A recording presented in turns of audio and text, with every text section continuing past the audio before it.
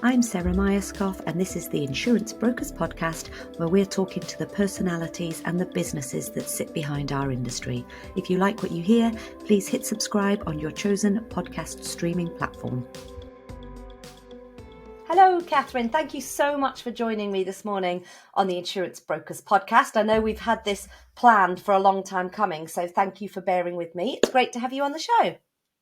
Thank you. Good morning, Sarah. It's great to be here.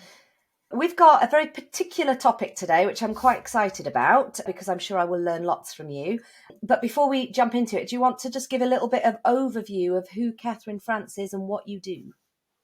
Yes, of course. My name is Catherine France. I'm an insurance copywriter. So I help busy insurance executives create consistent content that helps them attract and convert their dream clients. And that involves writing anything from blog posts to social media captions, helping them with their websites, anywhere they want to get more visible, stand out and stay relevant to their audience. Fabulous. So actually what we're talking about today is very specifically around LinkedIn.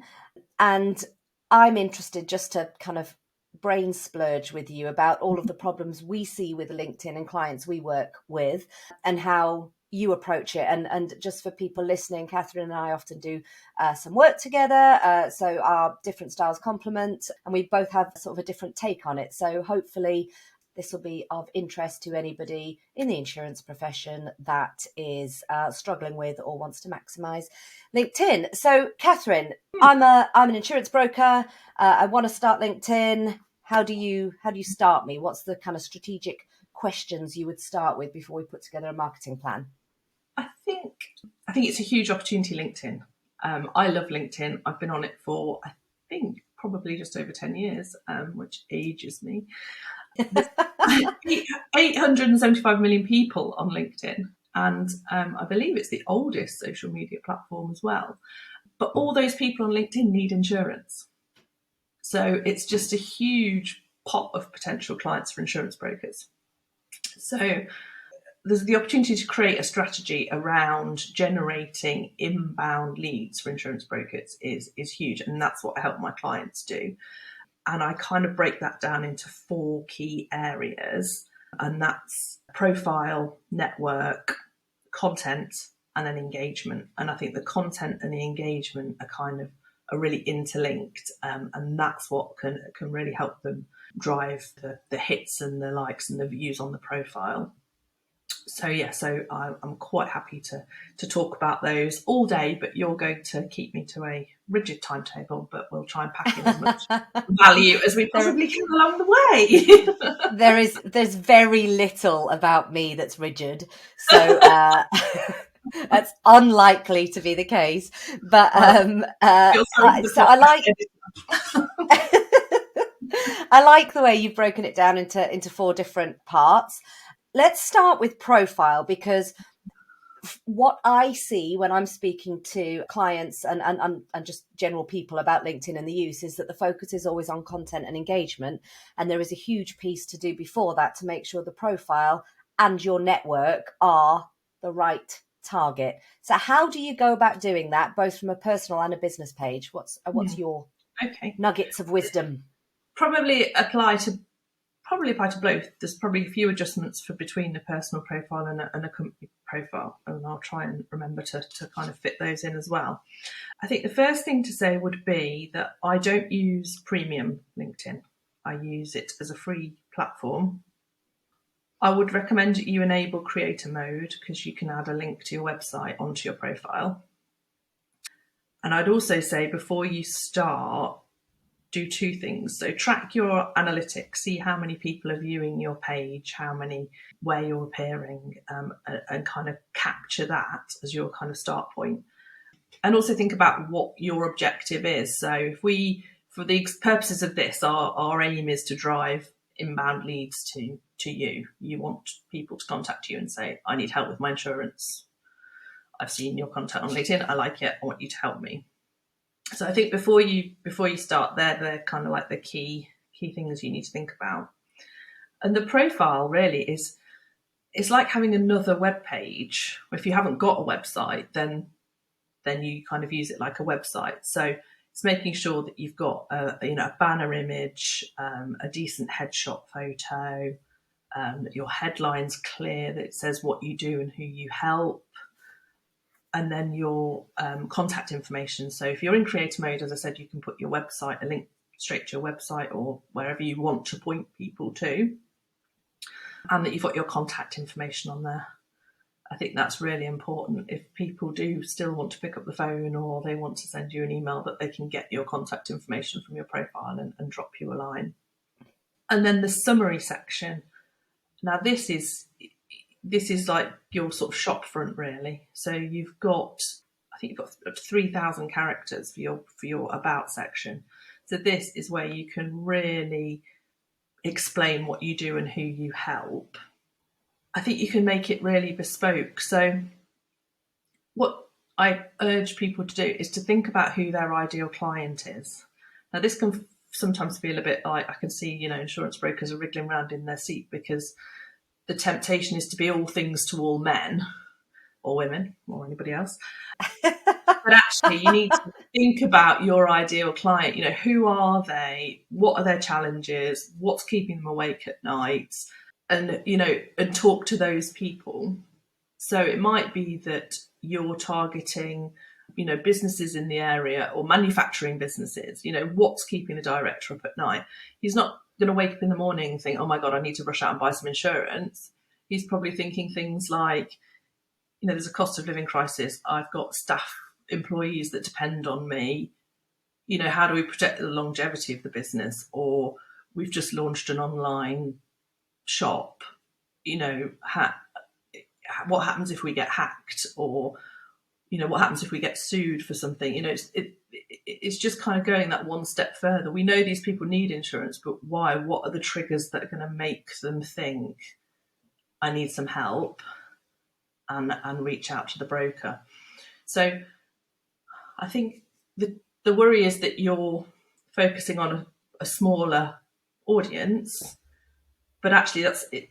With your LinkedIn profile, you can change it as often and as much as you want. So it's not forever. It's just, it could be for the purposes of a specific campaign or kind of to get you started using a particular kind of type of client. Because some of my clients are quite open. They say, they can't really help solopreneurs or small business owners. That's not where their sweet spot is. Actually, what they do well are, large to corporate manufacturing risks. So they're the people that we talk to in the content, and it makes writing that content a lot easier because you know who you're writing it for. When you're trying to be too general, people can get confused, or they'll think this doesn't apply to me. Rifle, not a shotgun. Exactly. So you've got absolutely that about section to really kind of explain to those people that you understand their worries, their concerns, their fears, but also you've got the solution that helps them mitigate those, whether it's risk management or insurance, and how that process would work for them. I think it's also important to just highlight to people that this is not a days long job. This is, if you sit down with a focus, you can get your profile set up relatively quickly, and it just needs to be no waffle, direct to the point. This is who I am, this is who I help, this is why you need me. Yeah, exactly. And I mean, to be fair, you could go to my profile and see how I've written mine and use a similar structure. Absolutely. So one of the things, just moving from profile to network, because network's where I find there's a lot of not a lot of focus. So one of the things that I've noticed about insurance professionals is their network is full of insurance professionals. If you've got a business page, you can go in and have a look and see, of your followers, which industry are they related to? It's worth noting that is pulled directly from somebody's profile. So if your profile isn't set up properly, you're feeding into other people's stats incorrectly. But it's definitely worth having a look. Of your connections, what business industries are you predominantly in, and is that where you want to be? Is that who you want your messaging to go to? How do you deal with this? Because you said right at the beginning that you don't use premium. I do use premium. I use Sales Navigator to be able to connect with different industries. How do you do it from a Okay. non-premium perspective? So I tend to do it on my phone because I find it a lot easier. But it doesn't matter. You can do exactly the same thing on desktop. So my audience are insurance businesses, so I've got quite a lot in As my are mine. and there's still some out there that are yet to connect. I would go straight to the search in LinkedIn and I would put probably managing director insurance, something similar, in the search box, and you get a bar below it that lets you filter the results. And I would filter that by UK because that's where I want my people to be. And then I filter it again for second connections. So obviously first connections are people I'm already connected to, so that's great. And second connections are like a friend of a friend. I don't bother with third connections because I think unless you use premium, I don't think it'll let you connect with them. So I would simply do that, and then I would go down the list on my phone and literally click add to those people. Now I look at the headline, and then I think yes, that's the right person. Add, and I would probably do, I don't know, between 10 and 20, probably a week. I mean, you can do more. It just depends how much time you've got.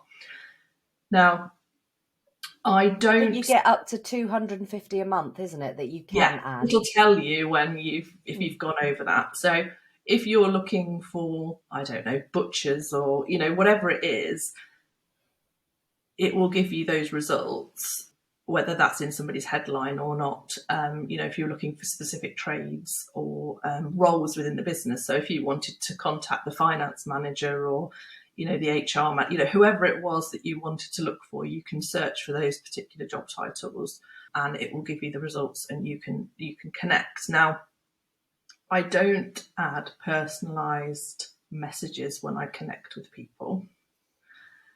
This is a bit of a it's a bit like Marmite. It's I a think you Marmite, or isn't you it? don't. Yes, it's a discuss.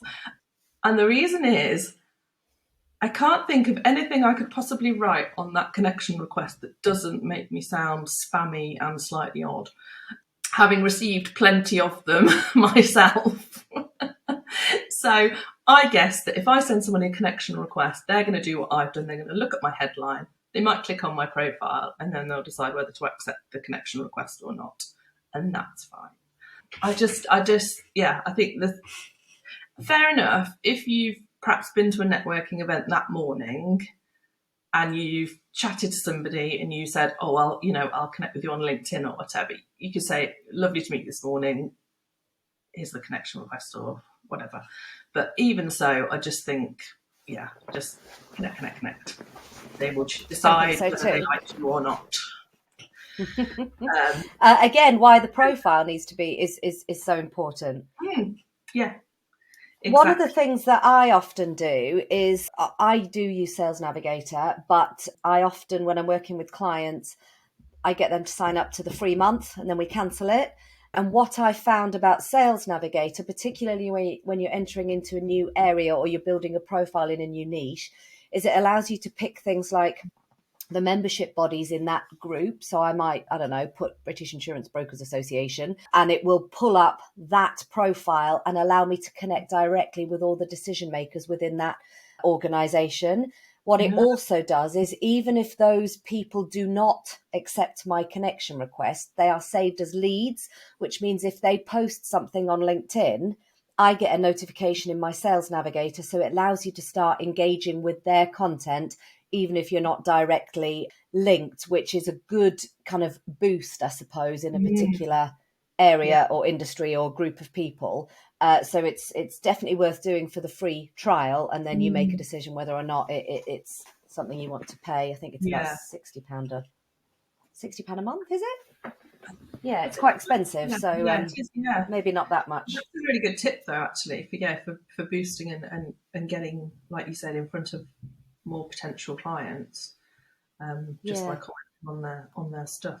That's really useful. Yeah, very powerful. Yeah, absolutely. So, talk to me about content because Hmm. you've just touched on the fact that you don't send personal messages. Neither do I, because there is nothing I can write unless there is a personal connection that doesn't Yeah, sound salesy, spammy, odd, or yeah, an initial turn off. In my yeah, personal view, if I see yeah. a message, I go nope. And one of the things that I often find about content is it's samey or salesy, and Mm. how do you approach the content aspect to get over that hurdle? I think it can feel really daunting. It can feel overwhelming, I think, to post on LinkedIn if you've not done it before. And I get that. I totally understand that. I think what you say is absolutely spot on. There's a lot of content that's very similar from being put out by insurers, insurance brokers, large broker firms, which also presents an opportunity, I think, to do something slightly different.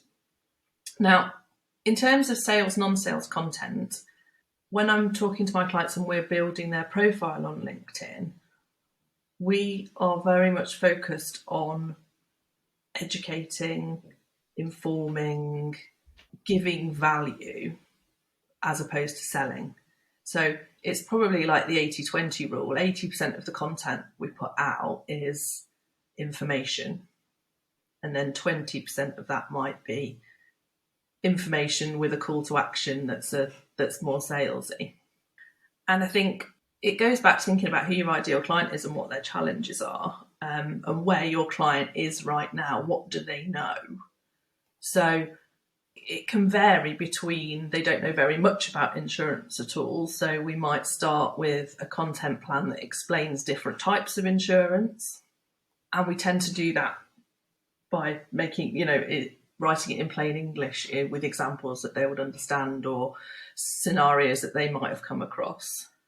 So it becomes more relatable. We use stories, so something that might have happened to somebody, and kind of explain things like that. They tend to work quite well.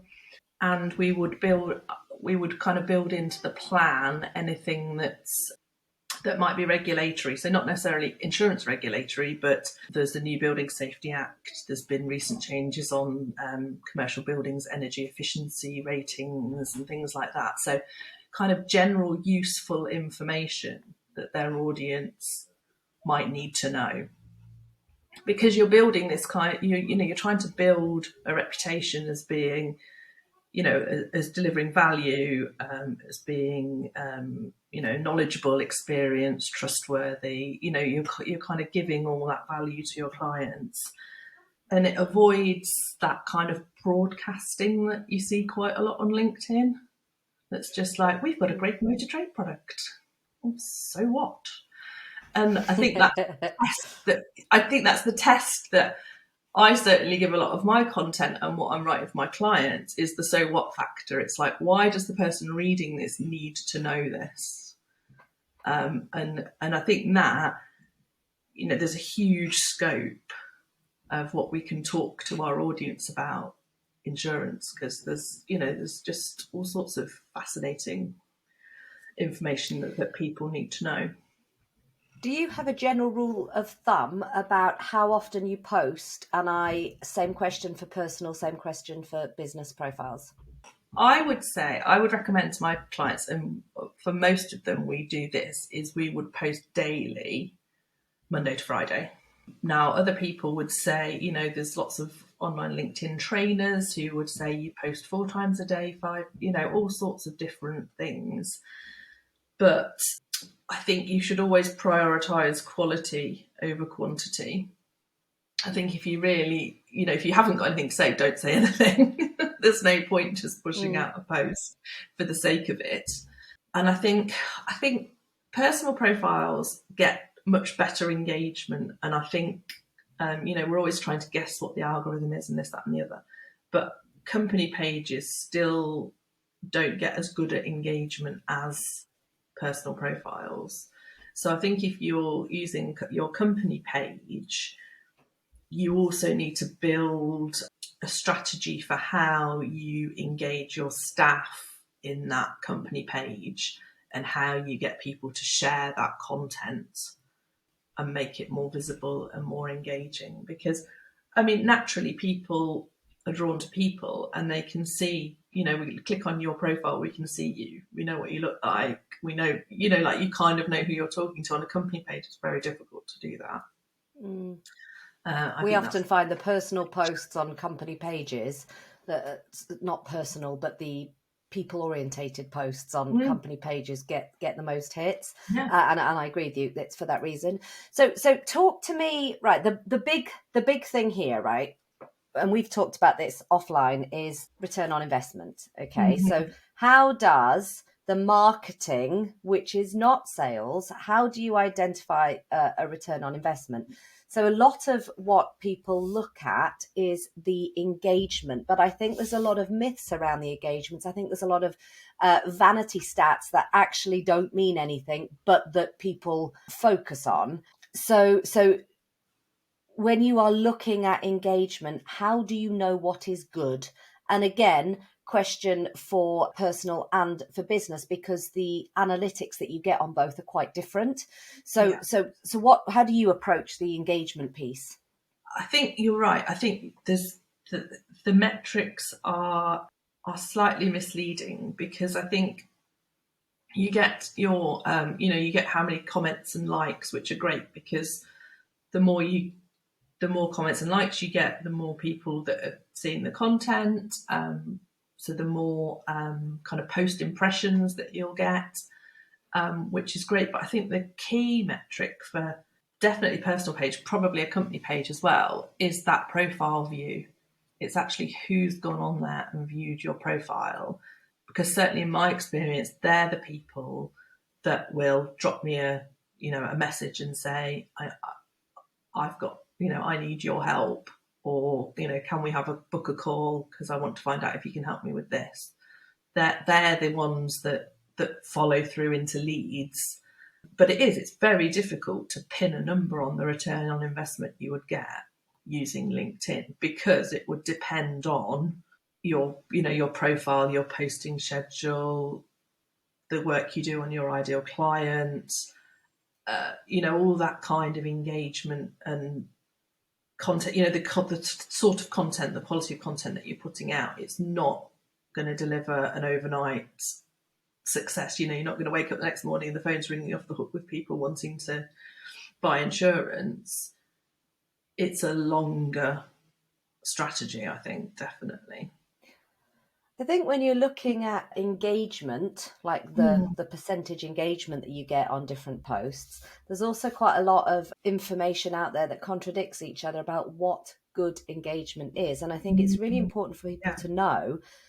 And again, like you said, we're always guessing how the algorithms work. But if you are posting daily, the percentage of your followers that actually sees your post is very, very low. And the more you post, the more you engage, the higher that is. But generally, you're not going to be shown to every one of your connections. Yeah. So your engagement stats reflect that. Now, I've read lots of different things, and we have our own rule of thumb in terms of what a good engagement percentage is. Do you have similar? What sort of Not things are you looking for? not so much in terms of a percentage, I don't think. I think what we do is we kind of test things and see what the audience responds to better. And we find that things like posting testimonials or the sales posts don't necessarily get as many comments, but you'll see a spike in people that have looked at your profile. So people are looking at it and doing something else, which is Yeah, interesting. But the posts that we tend to get the most engagement on and comments are the, I say they're non-insurancey, they're still insurancey, but it's the behind the scenes kind of posts. It's yeah, the personal stuff. It's the nostalgia. It's the bits of insurance history that you might have old fire marks, like you found in a cupboard in the office, or like a typed out terms of business in the cell. Like those kinds of things that kind of spark, they resonate with people, and they're like, oh my God, I remember that. Or, we used to have one of those in the office, or, those kind of things that kind of you get more engagement on. But like you said, that's misleading if they're all kind of insurancy people and not your ideal client. So yeah, getting the profile and the network kind of, it all ramps up the activity towards that. If you had, so I'm a total novice to LinkedIn. I know I need to do it, but I'm really not a LinkedIn or social media person. What are your 3 top pieces of advice for me now? Okay. So I would say the first thing is start simple. So just in terms of content, test things. Don't be worried if you don't get likes or comments or engagement. The chances are, if it's the first time you've posted in goodness knows however long, that it's going to just disappear into people's feeds. Yeah, don't be upset by that. I mean, you can spend hours curating, what you think is the perfect post, and it kind of bombs, and then you put a picture of, your sort of child crawling over the back of your chair during a Zoom call, and it's, and everyone thinks it's brilliant. So yeah, just don't take it to heart. It's you will fairly quickly kind of understand what your clients or your audience like, and respond to that, and you can adjust your content accordingly. Secondly, I'd say you don't have to send DMs or use ads. It's the strategy I would recommend to people is growth through content and engagement, and that doesn't involve any other the costs other than my time, but it's a longer term strategy, I think. And thirdly, we touched on it earlier, it's prioritize quality over quantity. There's a lot of advice out there that says you've got to be consistent, you've got to be doing this, that, and the other. Well, there's no point being consistent if you're consistently putting out rubbish content. So stop, breathe, go back to, thinking about your ideal client, the problem that you solve for them, and start to build content from that, I think. Fabulous. Really good. I think I might add to those, that something that I often talk to clients about is schedule 10 minutes every day, just 10 minutes. That's all you need.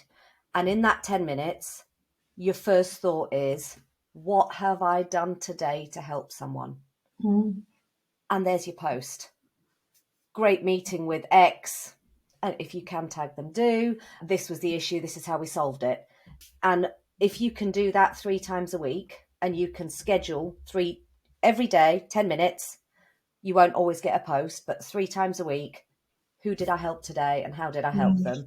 And that gives you something that speaks to your audience and is just, it's about process, isn't it? You'll never, ever, ever start a new thing if you haven't got a process behind it. So stick rigidly to the process and the rest will follow.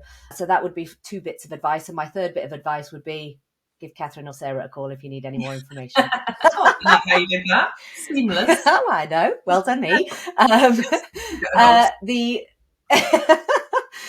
contact details will be in the show notes for everybody. One of the things that I know from people I work with is that short, informative blogs work really, really well. And that is 100% Catherine's bag. She does fabulous work in that. So if you are looking for some content written, Catherine is your lady. If you're looking for videography, podcasts, and that type of educational, then we are both your people, because we do podcasting, and Catherine can write fabulous blogs from all of the content through interviews. So please do get in touch if you want any help, even just a half an hour chat to talk things through, and then you can go off and crack on yourself. So get in touch. Catherine, really enjoyed chatting to you today. I've made some notes on what you've said, because I just think I can always learn from podcasts, and you've been a wealth of information. So thank you. Thank you very much. Thank you for having me. Thanks for listening to the Insurance Brokers podcast. We'd love to hear from you, and don't forget to subscribe on your chosen podcast streaming platform and check us out on YouTube.